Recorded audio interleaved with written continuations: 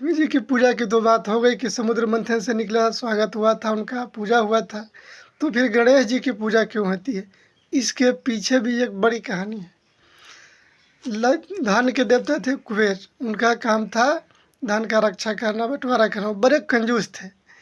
तो इस काम के लिए माता लक्ष्मी परेशान थी, क्योंकि उनको भक्तों को कृपा नहीं मिल रहा था।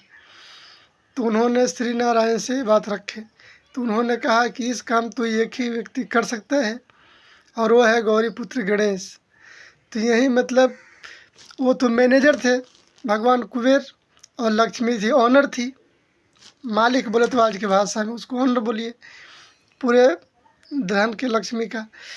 तो इनको बांटने का काम इन्होंने गणेश जी को दिया। मतलब मैनेजर तो आप ही रहेंगे और कैशियर बन गए गणेश जी। तो उन्होंने बोला लेकिन कोई किंतु परंतु नहीं, मैंने जिसको बोला इतना दे देने का तो दे देने का, मतलब विदाउट हिसाब कैशियर। तो बन गए गणेश जी। तो जिनको बोलते माता लक्ष्मी बोलती है कोई नहीं, फंड पास है, उसको मिल जाता था धन लक्ष्मी की कृपा। इसीलिए लक्ष्मी और गणेश की पूजा होती है।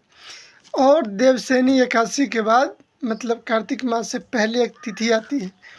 तो भगवान विष्णु निद्रा में चले जाते हैं, मतलब शयन में। उस टाइम माता लक्ष्मी जब पृथ्वी लोक पर आती है तो उनके साथ में उनका मतलब मानस पुत्र बोले तो मतलब अपने से मुझको मतलब हमारा वंशज तो नहीं है, हमारा पुत्र नहीं है, हमने पैदा नहीं किया है, बस पुत्र मानते हैं, उसको मानस पुत्र बोलते हैं।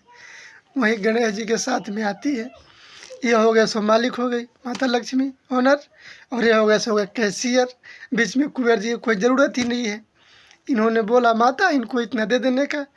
लक्ष्मी माता बोले ठीक है, सही लगे तो दे दीजिए। फिर उसको कृपा हो गई। यही कहानी है।